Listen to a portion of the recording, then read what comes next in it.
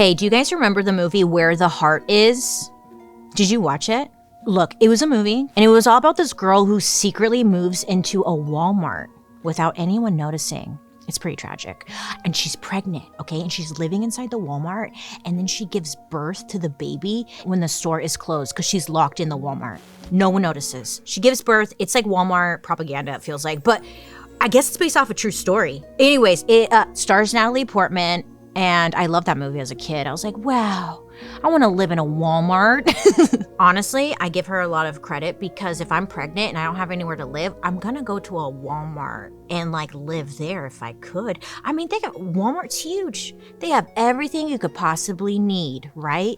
Bedding, toilet paper, trash bags, clothes, nail polish removers, Cheetos, and cream cheese. You know what I'm saying? So it's like, yeah, I'll live in a Walmart, you know? And then, of course, like, well, you know, thinking about Walmart in general, it's just like, I honestly don't remember a time in my life when Walmart didn't exist. Millions of Americans depend on their low prices just to get by in this economy. And like, Walmart is like a savior, right? Now, others believe Walmart is the reason that millions of Americans are in debt. I know, plot twist. Either way, Walmart is the biggest company in the world, and everyone has an opinion on it. So of course, I was like, beep bop boop, let's get into it, babe. Welcome to the dark history of Walmart. Attention shoppers! Would the mother of Paul Jr. come to the front cashier? You seem to have lost your child. Okay, there you go.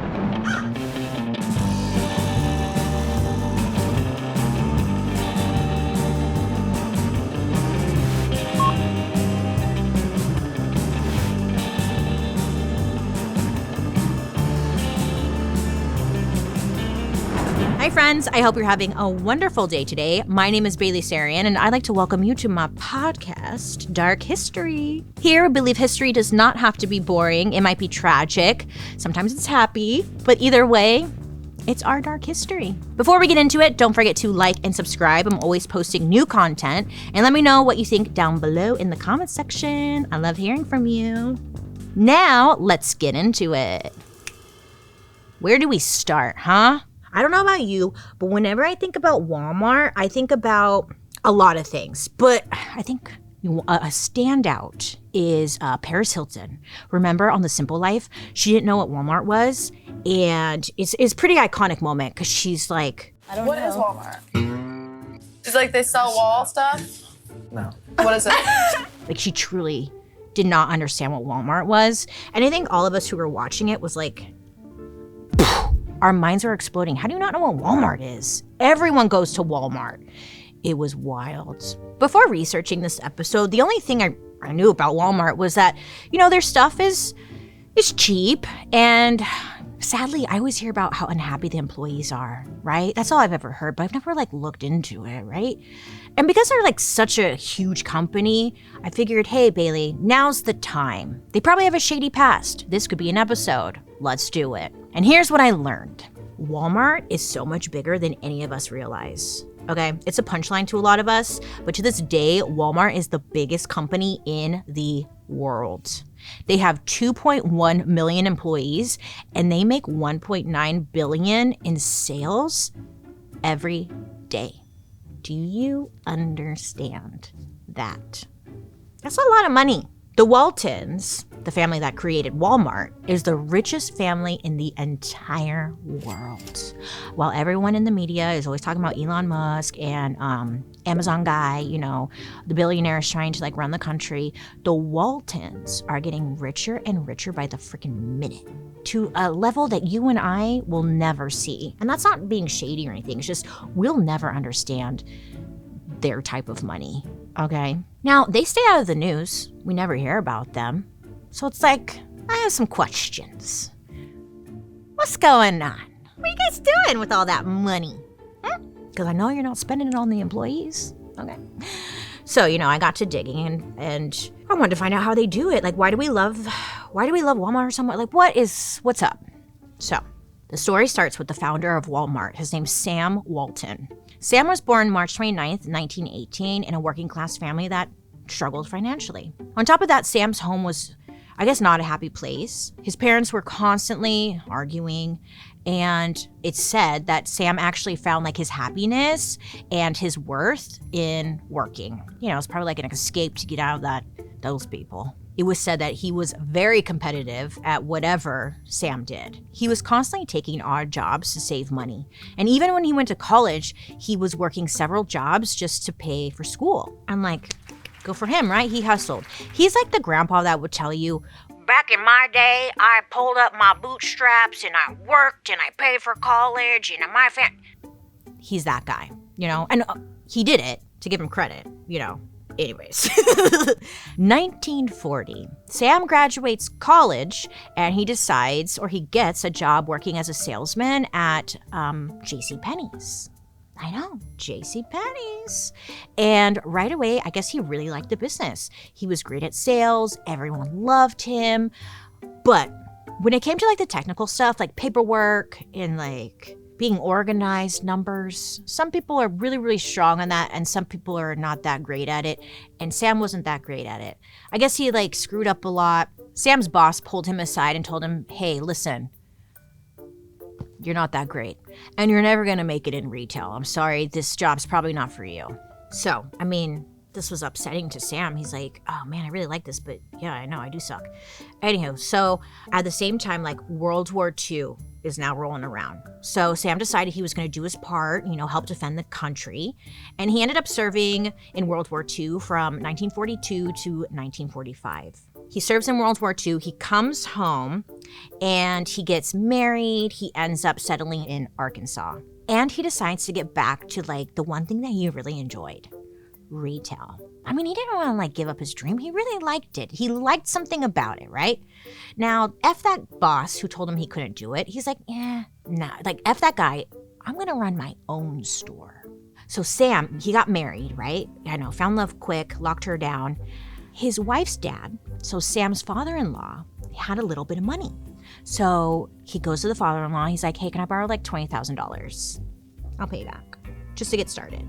You know, it's like in our, did you watch the Big Dairy episode? His last episode? Remember, it's just like the government bailing out Big Dairy. It was like, I need more money, Papa, please. $20,000. I mean, that's a lot of money, period. But in, you know, this was back then. In today's money, that's like $350,000. So that was a very nice father-in-law. I'm glad you had that. So he gets the money. He's like, thank you so much. I'm going to do something with it. Watch. So then in 1945, Sam decided to sign a lease at a local store. It's called the Benjamin Franklin store. I know, I was like, Benjamin Franklin? Well, okay, listen. Maybe you're familiar with it. I wasn't, sorry. But the Benjamin Franklin store, this was essentially like a home goods / like arts and crafts store. Love, right? Even though locals loved this store, it was not doing well, like sales-wise. It was on the decline. So it was kind of like the perfect project, maybe for Sam, is what he was thinking. He's like, watch me like save this. So in order for Sam to keep the store from going under, he had to make sure it was bringing in, you know, steady profits. So Sam, he thinks about it. He took like the standard Ben Franklin, like how to be a manager handbook home, and he reads it over. It's all about like how to make a store profitable. And Sam, it was said that Sam like studied every word of it. And then when he was done, he was like, thank you. And then he put it in the trash. He said he didn't agree with any of the sales tactics because it was all about like maximizing profit and basically nothing else. So Sam's like, okay, I gotta create my own handbook, essentially. So he decides to bring in someone that he can trust, and he hires his brother to help run the store. Then he decides to take a risk and lower the prices. So everything was now dropped, the prices, right? Now, yes, the store was struggling financially, but he did this because he knew it would make the customer happy. I mean, who doesn't love a low price? Who doesn't love a markdown? When I see that little clearance tag, babe, I love that, okay? I love it. I will buy it just because I want it for the price. You know, like it's sick.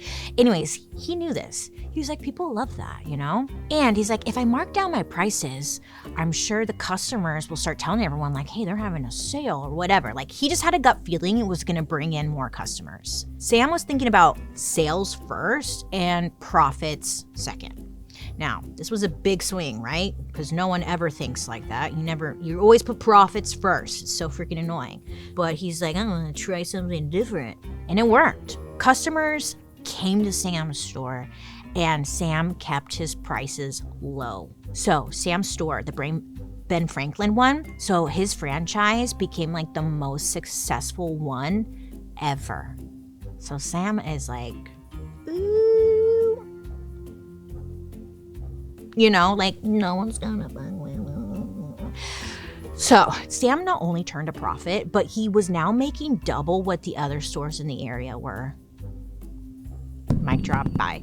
And on top of that, you know, he was able to pay back his father-in-law the $20,000 loan in just a few years. So Sam is on this journey and it's working. Over the next 5 years, Sam enjoyed the life of the Ben Franklin store owner and salesman. But when it came time for him to renew his lease on the store, the building owner refused.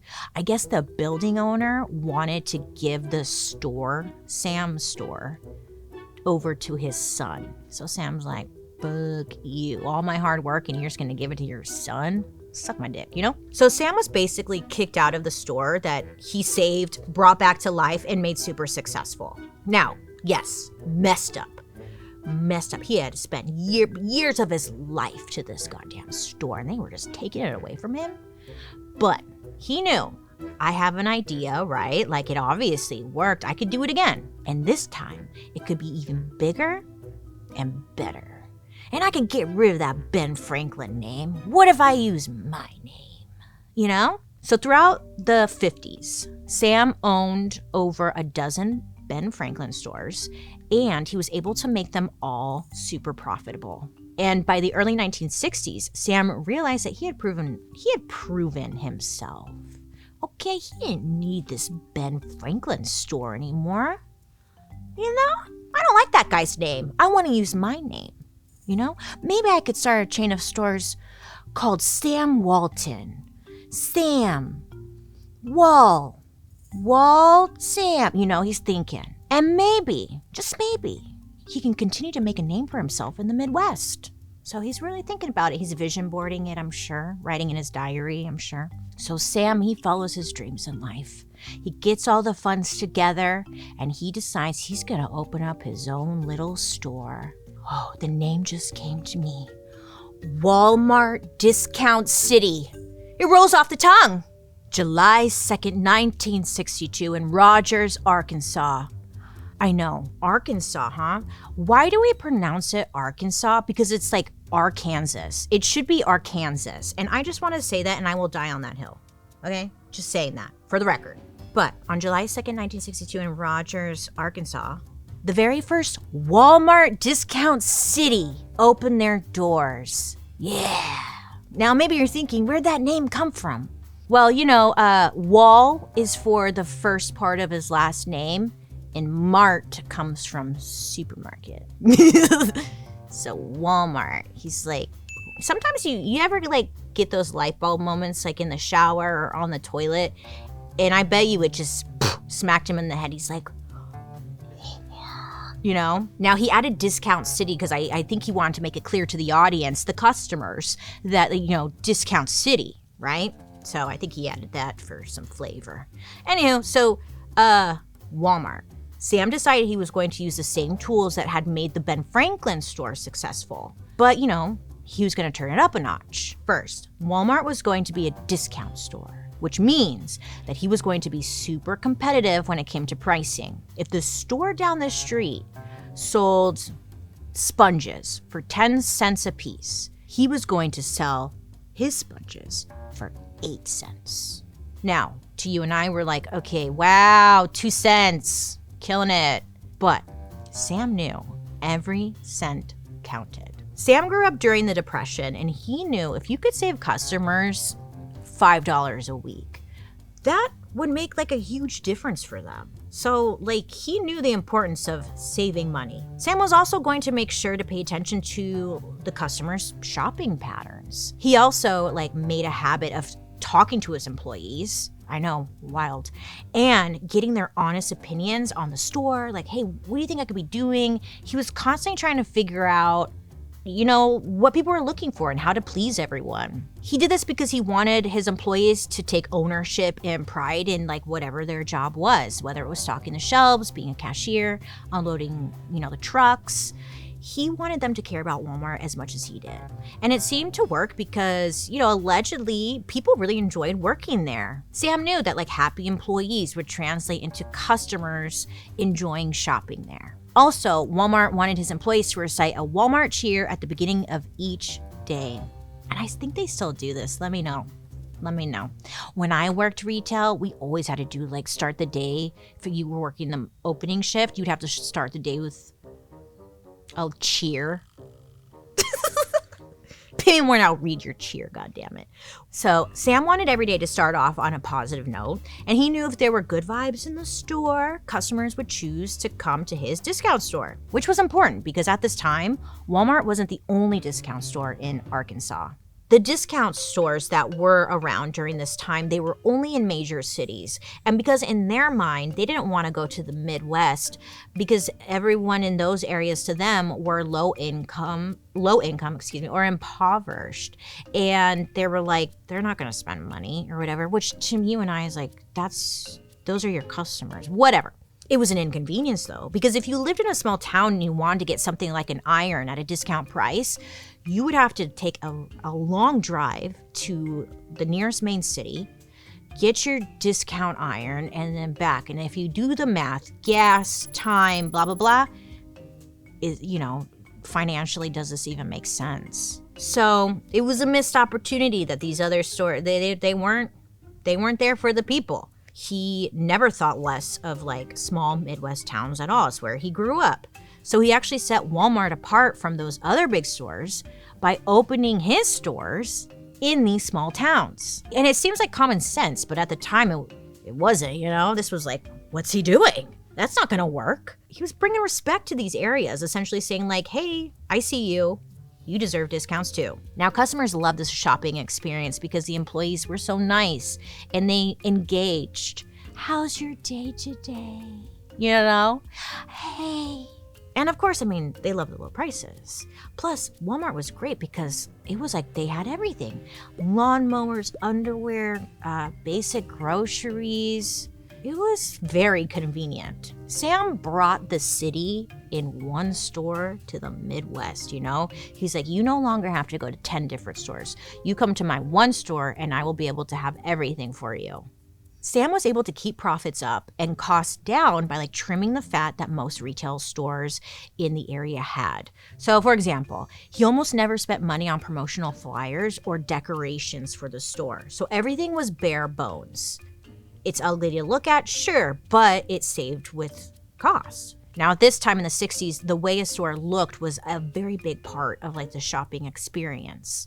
So a lot of people saw this as like Sam taking a risk, but it was a risk that paid off.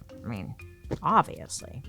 It turns out people really didn't give a crap about how a store looked if they could just save some money. Walmart Discount City was so successful that just a few years later, Sam was able to open 2 more stores in Arkansas. A lot of people were like, it's so ugly. Like, it's just ugly to look at. They didn't believe Walmart was gonna last at all. One of those people was a man named David Glass. He attended one of the new store openings and said, quote, "It was the worst retail store I had ever seen." Is that Ira Glass's dad? I love Ira Glass. Do you guys listen to This American Life? Love. Years later, David Glass, he had to recant his statement because he realized, wow, I'm dumb. And this was actually a really genius move. F me. And he actually went on to work for Walmart. I don't know, what a beautiful story that is. Over the next few decades, Walmart grows at a shocking rate. Stores are now opening across the country. By 1987, there were 1,198 Walmart stores that were bringing in $15.9 billion. Okay, listen, that's 1987 money. $15.9 billion. He was a billionaire in 1987. Everyone else is slow. He's like, catch up to me, bitches. What? Yeah, that's a lot of money. I feel like you could tap out, Sam. Yeah, but Sam doesn't cash his checks and like take a vacation like other CEOs. He doesn't get a facelift. He doesn't get like a hot young little mama. He continues to visit every single store he opens and reminds the staff of Walmart's #1 rule. The customer is always right. He knew if they lose the customer's trust, they're screwed. Walmart had like a second rule too, so not just one rule, there was 2 rules. If the customer is mistaken, just remember, they're not. The customer is always right. That was rule number 2. I love that. By 1990, Walmart was the most profitable retail store in the country. I know. I'll give him that. We can go. Forgot, no one here is alive. Yeah, they take off. Booming. This is also the time period when McDonald's comes into the Walmart food court. Do you remember that? You would walk into Walmart and smell those fries. They got us. They got us gooched. I don't know if that's a word, but I like it. Okay. Oh, I love those fries. Oh, you would go to like, it was smart because it was like, hey moms, we know you're shopping for toilet paper. You can make your kids happy by giving them some fries. And it was just like, yep, I walked right into that trap. You know, I loved it. The worst though was like, okay, you would eat all of these fries and then your fingers would get all greasy and salty and then you would push the shopping cart. Do you remember that? And then like the shopping carts would be all greasy. I didn't like that. I had a complaint. It was that. Thank you. They're doing great. Everything is great. Many people in the suburbs of America like prayed that a Walmart would open in their town, okay? I mean, it was cheap, it was convenient, and it was good for the economy because it brought jobs to the area at this time. But we already know, when something seems too good to be true, it usually is. Walmart was a huge success, but it was changing the way Americans shopped. And, you know, not necessarily in a good way, okay? Listen, Walmart made shoppers across America feel entitled to a deal, which, to be fair, for the American people, we are entitled to a deal because we know that you are you are raising the prices on everything. So anyways, so with this mindset, paying full price, it really wasn't an option anymore, even if it meant the item wasn't the best quality. For example, back then you could buy a microwave. Yeah, I know, wild.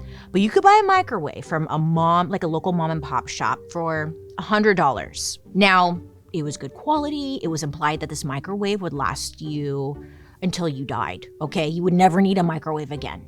Walmart would bring in cheaper microwaves for $40 and list them for $40. And yeah, it might only last the customer 5 years, maybe longer, I don't know. But even if the microwave broke after 5 years, our microwaves are only $40. You can just come and you buy another one, right? And they're conditioning us to kind of think like this.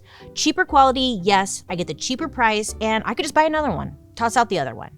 Whereas before, it was all about investing in stuff that was gonna last you a long time. I mean, think about when you're growing up and stuff and you'd go to your grandparents' house or grandparent figure. And, they would always have stuff that was so old. They'd be like, yeah, your grandpa got this toaster during World War II. And you're like, Grandma, it's 2025. What? And their stuff lasted forever. You ever open up your grandma's medicine cabinet? They'll have Bayer aspirin from 1940. Anyways, products were made to last, okay? You can have the toaster when I die, Joseph. This is how Walmart literally changed the psychology of what it means to own something. Oh yes, the source. We don't care about passing things down to our grandchildren. Ugh. Plus, they don't want your crap anyways. We want our stuff cheap, and we want it fast, and we want it to work, and we want it now. Okay, I want to plug it in, and I want it to work. And then when it dies, I'll just get another one, right? Because of this, Walmart changed America's shopping habits. We, as a nation or whatever, I don't know what we are, but we went from valuing products that had quality and durability to products that were now cheap and easy to replace. But I get it too, I get it too. If you don't have $100 for something, you can find the cheaper option. It was just, for the first time, Walmart was presenting options, right? So Walmart created their own path, created their a whole new like formula to admire and copy, essentially. So other stores and people are taking notice about what's going on with Walmart, and they're like, we got to do what they're doing. Everyone wanted in on this like Walmart magic. And I'm very handsy today. A perfect example of this was deodorant. Yeah, which actually is a nice call because I got deodorant marks on my shirt. Look, I hate when that happens, huh? It's the worst. Now, I hear if you just rub the fabric on it, it will go away, but like sometimes it doesn't work. Any tips? Let me know down below. Now, I know what you're thinking, Bailey, deodorant, who cares? Shut up. Okay, fine. Goodbye. But this little deodorant nugget I'm about to drop on you like blew my mind. Okay. So our expert for today's episode, Charles Fishman, he wrote a book called The Walmart Effect. Now in the book, he talks about Walmart cutting down on paper waste in the 1990s. But it's not because they cared about the environment, allegedly. No. You see, back in the day, all deodorants like came in these cardboard boxes that were meant to protect them during shipping and all that, right? So a customer would buy the deodorant, open up the packaging, take the throw the box away. It was a waste. So someone at Walmart was like, hey, idea. Each box that the deodorant came in cost 5 cents to make. It made the deodorant shipping containers heavier, costing Walmart and the manufacturer more money. Plus, when we put it on the shelf, it's taking up a lot more space. So Walmart thought, if we get rid of the box, okay, we can put like the deodorant just on display, no box or anything. We could sell them quicker. There's no waste. Plus the customer and the company can save a couple of cents. So Walmart goes to the manufacturer of the deodorant place and they're like, hey, don't use deodorant boxes anymore. The deodorant manufacturer person is like, wait, but what if we want to keep like doing the boxes? Walmart would be like, excuse me? I'm Walmart. You fucking do it. At this time, Walmart's really profitable and powerful. If they tell you drop the box, you're gonna drop the box. That's kind of fun. Listen, it just goes to show how much power Walmart had. When they told you to do something, you did it, or you were gonna get cut. They're gonna find the guy who's gonna make them more money. By cutting the boxes, they were actually saving like a couple of cents, right? But that all adds up when you're buying a ton of product, whatever. It was all about power. Even if these manufacturers wanted to say no to Walmart, they couldn't. Walmart was their biggest buyer, and you did what they said. Period. Okay? So then in 1992, Sam Walton, he was now 74 years old. Sadly, he passed away of cancer. Now, before his death, most customers knew who Sam Walton was, or they had heard of him, right? Like he was a pretty big deal. Like, this was sad. And honestly, he was kind of like what everyone means by like the American dream. I mean, look what he did. Holy shit. So sad. I mean, Sam knew he wasn't going to last forever. So, of course, they had, Walmart was going to still move forward. They had a strong business model, and this time was going to come eventually. So, they're able to move forward. And then, around this time, Walmart makes one key change. They go from selling snacks and random home goods to now evolving and growing into a full-blown grocery store. Do you remember this Walmart evolution? What would you call this? This was like a wild moment in Walmart history. Because I know growing up, we would go to Walmart, that's where we shopped. And then they started slowly adding in like fruits and stuff. And it was like, I don't come to Walmart for fruit. Like, I don't know. I did like their freezer section though. They had like a huge freezer section and the ice cream buckets, oatmeal cream pies. Oh, duh. We didn't even talk about them doing like oil changes and stuff. I used to go to a Walmart to get a new battery or my oil changed all the time because it was so cheap.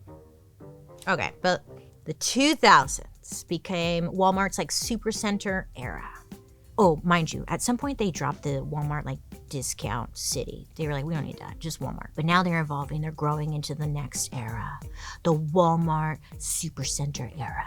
And for 10 years straight, Walmart opened 4 Supercenters every single week.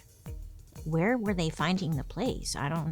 They did though. Meanwhile, other grocery stores, they're like, when a Walmart comes to town, they're like, fuck, they can't compete. They're paying livable wages. They can't compete. Anyways, so other grocery stores, they were dropping like flies.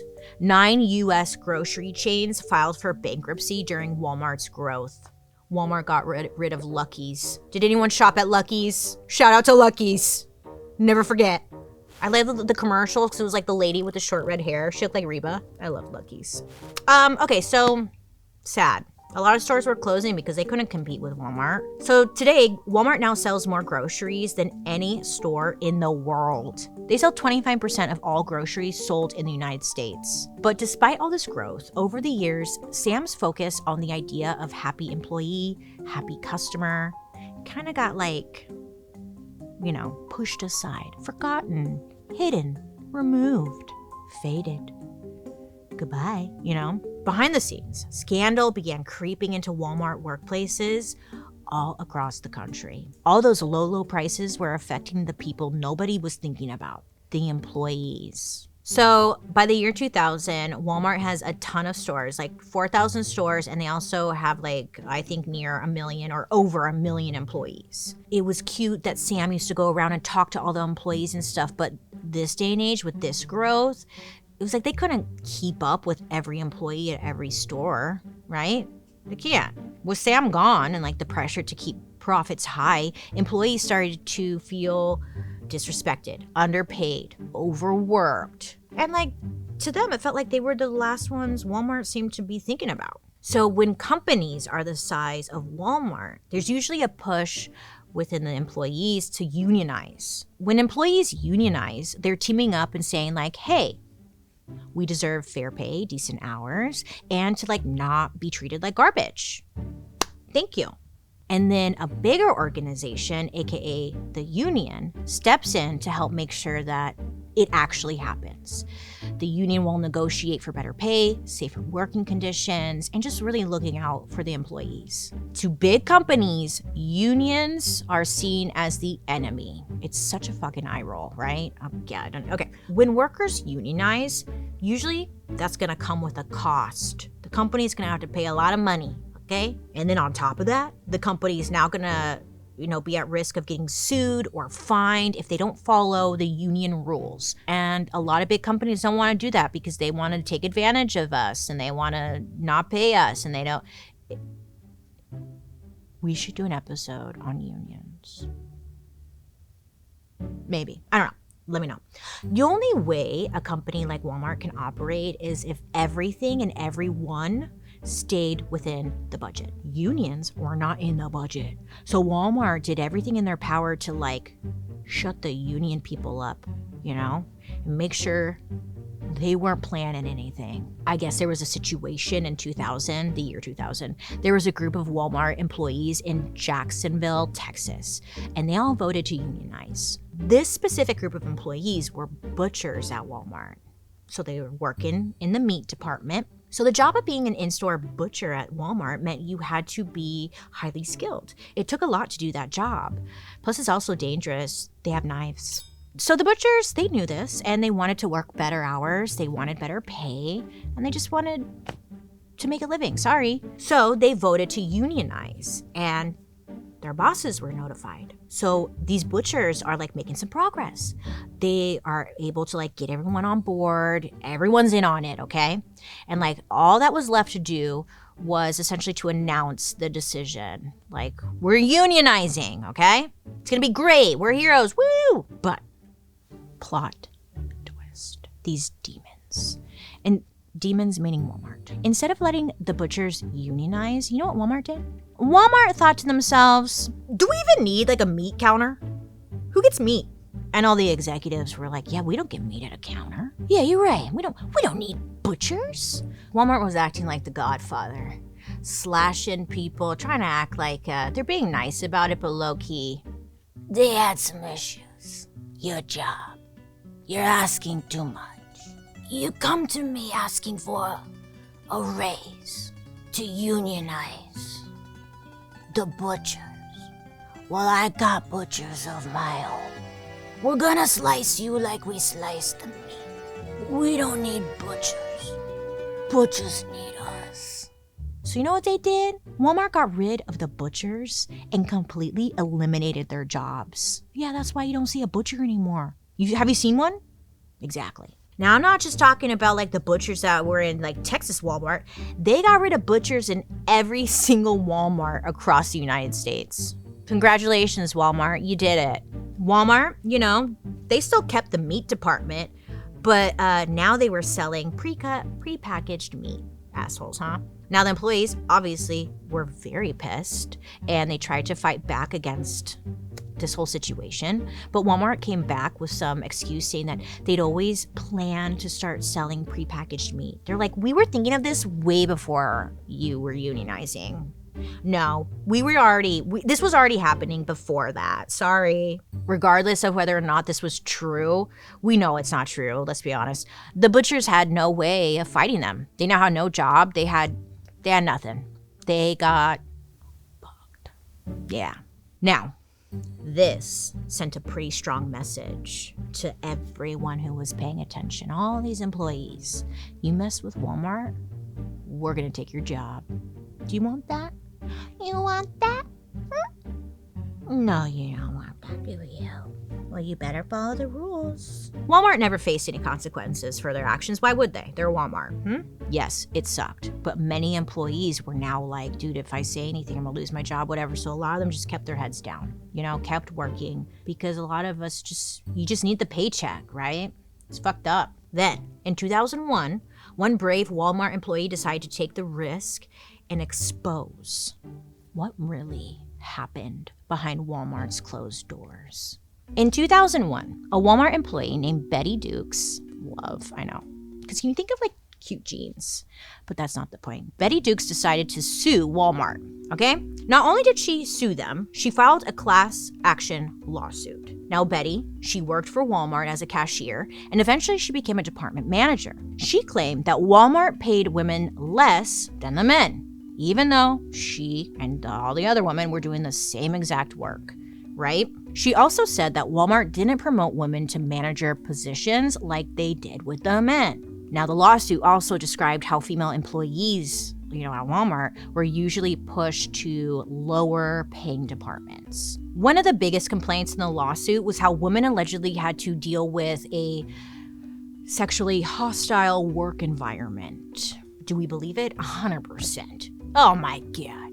I worked retail, 20 all my life. And yes. Do you know how many people sexually harass you as a retail worker? It's out of control. It's weird.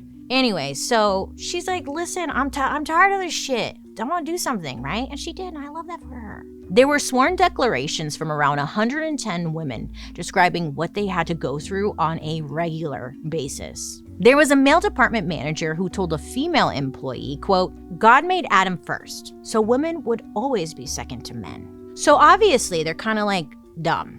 Then there was a Florida store manager who said men are paid more because, quote, men are here to make a career and women aren't. Retail is for housewives who just need to earn extra money, end quote. Anyway, so allegations are coming out left and right. People are writing down their experiences and sharing it. And a lot of it was if you were a woman working at Walmart, it just did not seem like a safe space at all, or you weren't supported. There's a lot more stories. There's way more stories and allegations that came out. And just to make things worse, if these women tried to call out these men for their behavior, not even call them out, it's just correct them, of course, they would face retaliation at the workplace, right? Why are you being such a bitch? Oh, your feelings hurt? I hate you.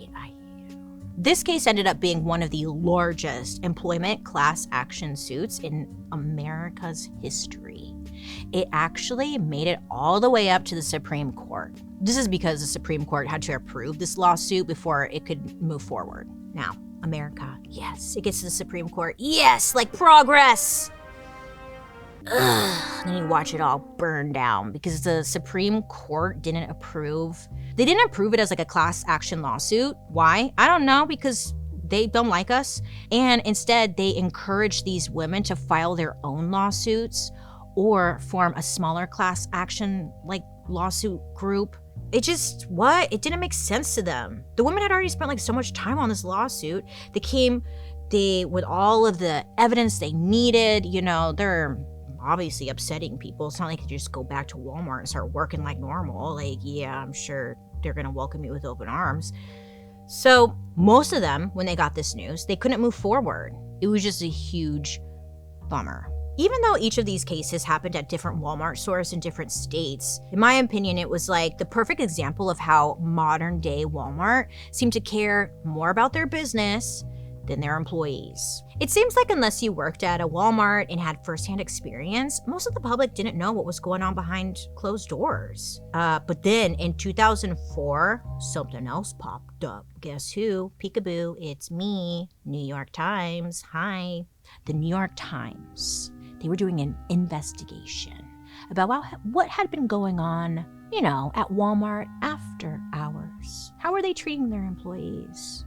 You know, what was going on when no one was looking? Well, they had been doing an investigation for like months, and they found some spicy information. So, allegedly, there were some employees with sticky fingers. They were stealing everyday items like personal hygiene products, toilet paper, I don't know. They were probably thinking no one was gonna notice, right? Eventually, the night crew that restocked Walmart shelves discovered that they were missing products, and then they realized a lot of the time it was the employees who were stealing it. In my personal opinion, I was like, if your employees are stealing basic hygiene products, toilet paper, tampons, deodorant, whatever, to me, that says you need to pay your employee more because they can't afford to get this stuff on their own. That's what I gather from this, but fuck me, you know? I won't get into like the nitty gritty of the numbers and details of it all, you know, whatever. But essentially, Walmart can afford to keep prices low as long as they're not losing too much products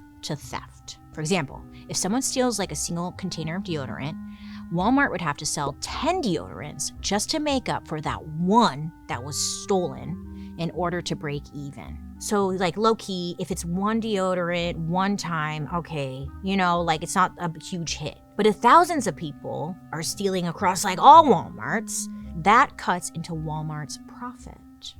And what did I say? You mess with me, I'll fuck with you. Oh, that's a good idea. Okay, if we all go to a Walmart and we all just take one thing, God will forgive us. But we could probably take down Walmart. You better load up that shopping cart. We could take down Walmart one deodorant at a time. Oh, wait, we kind of have the power here, actually. So in the early 2000s, Walmart like low-key made an announcement that there's a lot of theft happening in their stores, especially late at night, especially in high crime areas. So someone, not sure who, decided to come up with a plan that would kill two birds with one stone. Managers were told to lock employees into the store overnight so they couldn't get out. They were like, there we go, problem solved, you know?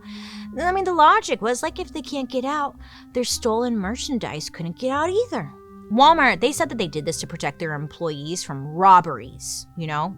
Especially in high crime areas. They were like, we're doing this to protect our employees. But it was like, hey, it's happening at all of your stores, so like across the country. So like, what's that about? So again, New York Times is doing a little investigation. They're like, they're fucking locking them in. What the? The New York Times found that 10% of Walmarts were locking in their employees, which means over 450 stores were locking in thousands of employees so they couldn't leave their shifts with stolen merchandise in like the middle of the night.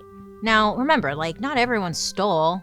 Walmart was just like making assumptions here. Now, the investigation revealed that for over 15 years, some Walmart stores enforced this quote-unquote lock-in policy so nothing would damage their precious profits. If you've been watching Dark History for a while, you should remember, I think it's season 1, we did the Triangle Shirtwaist Fire where they were locking in employees in the workplace, and then a fire broke out and a lot of people got stuck. They couldn't escape because the doors were locked and a lot of people died. And this started a whole movement for workers' rights and safety in the workplace and stuff. It's been suggested to me from legal that I should say, this has to be illegal, right? No, bitch. No, this is illegal. Boo, get the fuck out of here. You can't lock your employees in a place. Sorry, you can't. Period. Thank you, legal, for that suggestion.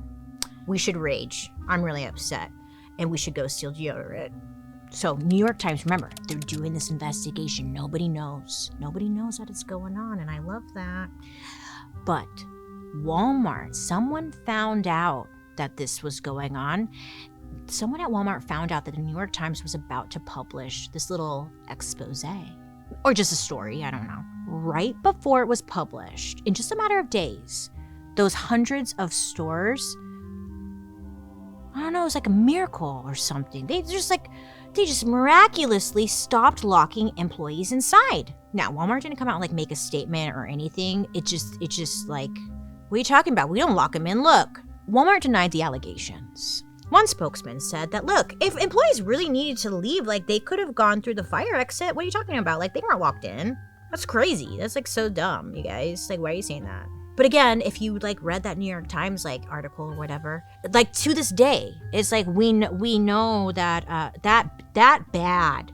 Two things can be right at the same time. That's bad, but I do need a toaster, and Walmart is right there, you know? So it's like people didn't stop shopping at Walmart because of this. They were like, oh, that sucks. Pop-Tarts. Yeah, you know? So what I'm getting at is like, okay, this didn't really hurt them.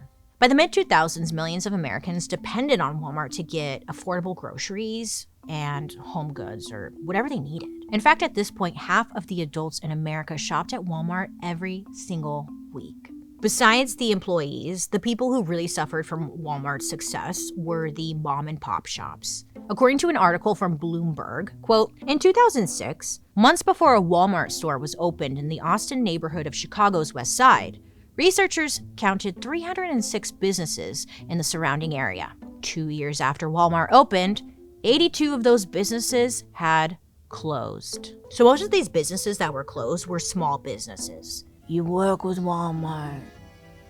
You're part of the family. You don't work with Walmart. Yeah. I don't know about you, this is a side note and a personal opinion. It's so hard to remember what a small business was back then because everything now is so corporate. You see the same chains everywhere. It's hard to remember what it was like before Walmart and these large chains were around, right? I don't know about you, maybe that's just me, but like, it's hard to remember, which is sad. Sad. Hashtag sad. Most of the businesses that closed were small businesses. And then there was research done, and it showed that if you were a business, an independent business owner, whatever, and a Walmart, store opened up next to you, the closer the Walmart store was to your business or vice versa, the more likely your business was going to close. You don't mess with the family. And it's like, it's hard. You want to support mom and pop shops, but you're living paycheck to paycheck. They got you in a chokehold, they being Walmart, right? You don't want to shop at Walmart, but you can't afford the better stuff. So unfortunately, like a lot of those places, the mom and pop shops, they just had to close down. Support mom and pop shops was like a lot of people just didn't have the funds to support the mom and pop shops. So it was just a shitty situation, huh? In 2024, Walmart made over $648 billion in that 1 year alone. Listen, ladies, here I got some ideas for us. Okay, the Walton family. I bet you some of them are single. They have sons. I need one of you little bitches out there to work your way into the Walton family. Secure the funds. And then I need some of you sluts and hoes, and I love you. I mean that in a good way. To get on the inside and fuck with the family from the inside. Let me know down below if you're down. Now, the family that seems to be profiting from all of our bargain shopping is the Walton family. When I say the Waltons, I'm talking about 6 of the children and grandchildren of Sam Walton. Yeah, I can't even explain how rich they are. It's disturbing. The Waltons are worth over $432 billion, okay? As of right now. It could change tomorrow. Yeah, and they're quiet, aren't they? People that rich who are quiet worry me. I don't know. They're the richest family in America and the world. I mean, the Waltons were lucky to be born into a family who founded a company that literally changed the way humans shop. Because Walmart pays their workers so little, tens of thousands of the workers are forced to turn to like taxpayer-funded public assistance programs like, food stamps or just whatever to get by. And Walmart likes it this way because guess where, people are using their food stamps? Walmart. Oh, the place where you can get anything you want, most groceries, toilet paper, pajamas, like you could get the most for the least amount of money at Walmart. So they're just making more money. In recent years, Walmart made $13.5 billion in food stamp sales alone. And this isn't a discussion about food stamps being the problem. This is about Walmart making, double dipping. They're getting more profit. According to the reports from Americans for Tax Fairness, Walmart has successfully avoided paying billions of dollars in taxes each year. Are we surprised? Well, we should be. We should be. According to some reports from courts, Walmart uses tax breaks and loopholes to get out of paying their own tax bill. They also saved around $3 billion in taxes by using specialized trusts to dodge certain transfer taxes. Look, Walmart, bajillion dollars. They're worth bajillion dollars. So of course they're gonna get some great legal advice around them telling them, hey, if you transfer your money here, if you set up a trust here, blah, blah, blah. They're getting great advice on how to maybe not pay taxes. Do you know what I'm saying? How much money do you fucking guys need? Seriously. Pull up a picture. We need a picture right here of the Walton compound. I think it's in Bel Air. It's ginormous. Nobody needs a place that big. And that's just one of their places. I just want to say, look at it, they don't need all that. Blah, blah, blah. So they're jumping through hoops. They're doing all this wild stuff, all in order to just not pay their employees more. Aren't you sick of it? Aren't you tired of it? Because I'm fucking tired of it too. Listen, there's more. I can go on and on and on and on and on and on about this because Walmart is also allegedly super involved in American politics. They are everywhere when it comes to lobbying. And I wanted to go more into it with this episode, but also I feel like lobbying could be its own episode because there's a lot to it. So I was thinking about doing a lobbying episode, but let me know down below if you think we should do an episode about lobbying. I would love to, but I'm here for you. Listen, we spent the first part of the episode talking about how great Walmart Discount City was. How they treated their employees in the 60s. They felt valued.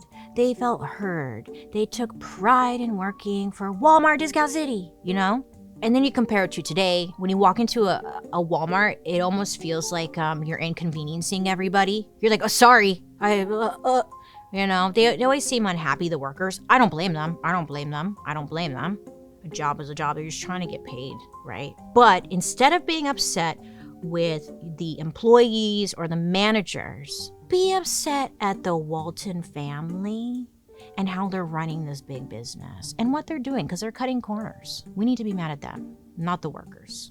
Everyone's just trying to get paid so they can make a living at the end of the day, right? Where do we go from here? I don't know. We all take one deodorant. We walk out the door with it and we watch it fall. Who's with me? Sorry, I just had a light bulb moment because I'm thinking, how everyone, especially men, they love the Roman Empire and how it just, it was amazing, incredible. And then one day it just all fell. We can Roman Empire Walmart. Huh? One deodorant. Let's do it. I'm gonna get shot. Okay.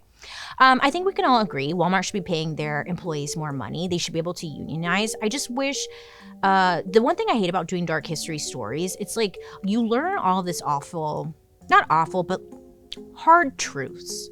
And sometimes it can leave you feel a little helpless. Of course I want them to get paid more. I think they should unionize and I want everyone to just be happy. But how do we actually make that happen? I need your help. Let's come up with some ideas in the comment section. How do we actually get change, right? I will say, to be fair, because Walmart does like a lot of charity work and stuff because they get tax cuts or whatever. But like, you know, they do give to charities and stuff. And also, it's been said that allegedly the working conditions at Walmart's, like in the stores for women in general, have improved over the last 15 years because of Walmart CEO Doug McMillon. His last name is very close to McMillian, but whatever. I hope it's true. If you work at Walmart, let me know. Ooh, if you work at Walmart, in the comment section, go off. Let me know. Is it better? We do know that in the last 10 years, Doug raised Walmart's wages. In 2015, the minimum wage for Walmart employees was $9 an hour. As of the end of 2024, the average wage for store employees was $18 an hour. Demand more. Steal the deodorant. And no, I will not back down. One of the reasons I wanted to do this episode, because, well, a lot of reasons. A lot. Walmart doesn't care about politicians, hit pieces in the media, or even protesters outside their store. They don't give a crap. They are untouchable. The only thing they care about is one thing: the customer. Right? Because remember, Sam Walton's #1 rule, the customer is always right. Well, you and I are the customers, and we have the power. I know, I hate saying that. I hate when people are like, you have the power, just stop shopping there. And it's like, you try living in the middle of nowhere when there's no other options except for a Walmart or Amazon. Like, shut up, you know? Don't tell me I have the power. I'm not gonna drive probably an hour so I can go to a different store, you know? And even when you go to a different store, there's Walmarts everywhere. You can't avoid it, we are trapped. I would love some suggestions in the comment section down below. What do we do? We need a plan. I feel like we talk about problems all day, every day, but we don't come up with a plan of what we're gonna do. So, let me tell you something I don't feel bad about. Anytime someone brings up Walmart, the only thing I think about is, honestly, Walmart kind of helped me survive because I learned how to scam them. Listen. At the time, I was working at another company. I was working retail. I was living paycheck to paycheck. I was going to school. My wages were getting garnished due to me not paying a credit card. I didn't know. I was 18. I was dumb, you know? Anyways, it was all biting me in the ass, and I fucking had no money, and I just needed basic shit. Toilet paper, tampons, right? Maybe a barrette. I don't know. So I was like, let me try something. So at the store I worked at, I would get discounts, okay? I would get anywhere from 10 to 40% off of something. So I would buy DVDs with my employee discount, and I wouldn't open them, right? And then I would make sure no tags on them. Take the tags off, but make sure they're still sealed because they won't accept it if it's unsealed. So I'd go to Walmart and be like, my grandma gave me these DVDs for my birthday, and it's just like, so I'm not gonna watch them. I'm just a silly woman. Also, I don't have a receipt because it was a gift. Is there anything I could do? So then, give them. And if you don't have a receipt at this time, they've changed their customer servicing. But at this time, they would give you a store credit because the customer is always right. So, go me, you know? I don't know how I thought of that. Go me. Anyways, am I getting in trouble? It doesn't matter. I didn't do it anyways. I'm making this all up. So, I would return it, and then they would give you like the lowest price or whatever. I didn't care. Like, it was a credit that I needed. I needed toilet paper, like, you know, so they'd give me a store credit, and then you best believe it, I would get the stuff I needed. And I used to feel kind of bad about this, and now, honestly, I don't. I'm sorry. I mean, if they want to play us as fools, well, guess what? I'm gonna play too, bitch. What I've learned here on Dark History, especially with like these large corporations and stuff, they all know how to play the game. So guess what?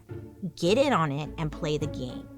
We know if we steal one deodorant, I will not let this go. If we steal one deodorant, we could probably take down all of Walmart. And with that in mind, what you do on your free time is your own thing to do. It's just, you know, I'm definitely, you know. Oh dear. Anyways, Walmart, huh? On another note, have any of you been to the Walmart museum? Yeah, I guess there's a Walmart museum. I just heard about it. I kind of want to go. I want to know what's in there. Is the happy face in there? Remember the happy face? What's in there? I want to go. Have you been? Let me know. If you have a Walmart story or, anything you want to say, I'd love to hear from you down below in the comments section. I love hearing from you. I know, sorry you guys. I haven't acknowledged Paul or Joan. Paul's dressed up as a Walmart employee. Okay, I could see that, I guess. He looks more like, when you go to church and there's always a man who's wearing like a vest like that over his normal clothes. It's giving church dad. Yeah. And then we have cute little Joan here. She has this cute shopping cart that I kind of want to know where'd you get this? I want it. It's so cute. I like it. Moving on. So the other night, I was laying in bed, minding my own business, watching television, as one does. You know what was on? San Andreas. Have you seen that movie? It's a movie where The Rock is out there saving people from collapsing buildings, outrunning tsunamis, the world's ending, what? And the women in the movie are for some reason wearing heels through the whole thing. I'm like, yeah, if the world's ending, I want to look like her. But it got me thinking about earthquakes. They've been happening for as long as Earth has existed. And there have been some pretty gnarly ones, huh? I'm talking cities swallowed by tsunamis, quakes that triggered nuclear disasters. And in one case, they caused so much devastation that people turned to human sacrifice. I'm not kidding. I know. It sounds very Hollywood, but this stuff happened in real life. Listen, next time we're digging into earthquakes. The most powerful, the most deadly, and the big one that scientists believe will change the entire west coast of America. When will it happen? No one knows. That's the fun part, But if you want to be prepared, join me next time for the dark history of earthquakes. Oh, by the way, we're dark next week, which means there won't be an upload, but I'll be back on June 11th with the earthquake episode, okay? Now, I'd love to hear your reactions to today's story. Make sure to leave a comment down below so I can see what you guys are saying, and your comment might be featured in a future episode. Now, let's read a couple of comments you guys have left me. Julie Gemel Lawson left me a comment saying, I was wearing my Dark History sweatpants and my dad was like, what's Dark History? So we watched the Match Girls and the Radium Girls episodes together. Let him know any book recs you have. Julie, I love that. Listen, on my resume, I'm going to put bringing people together. Bringing families together, bringing couples together. The amount of comments I see from people who are like, I watched this with my mom, I watched this with my dad, my boyfriend, my girlfriend, my cat, my dog. It makes me so happy. I love that you guys are watching and interested, and I appreciate that so much. And the fact that I can reach you, Julie, and also your dad, I think that's really cool and powerful. And I think you guys should each steal one deodorant from Walmart. I'm just kidding. Don't do that. Anyways, should I recommend Mao to her dad? I don't know if I could throw him into that. First of all, say hi to your dad. I appreciate you guys so much for watching. It means a lot. Do I have any book recommendations for your dad? Well, it depends. I kind of need more information. What is your dad interested in? Can he read good? Or because I read a lot, but it's always really dense history or true crime related stuff, and it's also really depressing. So in a way, I don't want to put that onto your dad, Oh, you know what he should read? The Giving Tree. Yeah, that's a good one. Or duh. I also have a Goodreads account. I know, Amazon. Fuck me, I know. But I have a Goodreads account where I list books I've been reading and stuff. They're all snooze fest. Anyways, okay, sorry. I didn't give you an answer, but I really appreciate you and your dad watching. It really means a lot, and I love that, I can bring you guys together a little bit. That's special. I appreciate you. Thank you. Sci-Fi, great name, left me an episode suggestion. Hi, Bailey. Hi, Sci-Fi. I've been watching your videos for quite some time now, and I've yet to see a dark history on prescription eyeglasses. I'd love to see a video sometime soon. Prescription eyeglasses. Honestly, you just came out of left field with that, and I love this. I love an unexpected suggestion because you're right. I've never thought about glasses or prescription eyeglasses you're right. I would love to know, like, one, what did people do before they needed prescription eyeglasses? I think would be a fun place to start. Could you imagine people were walking around like, oh, sorry, just all the time? Or maybe it's something that evolved like with our diet and our stress and our lifestyle over time to where we needed more prescriptions. I don't know, but I would love to actually get digging into this. Thank you so much for the suggestion, and please keep them coming. I love them. Thank you for watching. I appreciate you. Hey, did you know you can join me over on my YouTube where you can watch these episodes on Thursday after the podcast airs? Yeah. And while you're there, you can also catch my murder, mystery, and makeup. Hey, don't forget to subscribe because I'm here all the time for you. And if you don't know, Dark History is an Audio Boom original. A special thank you to our expert Charles Fishman, journalist and author of The Walmart Effect and One Giant Leap. Appreciate you so much for all your help. And I'm your host, Bailey Sarian. I hope you have a good day, you make good choices, and I'll be talking to you soon. One deodorant. Goodbye.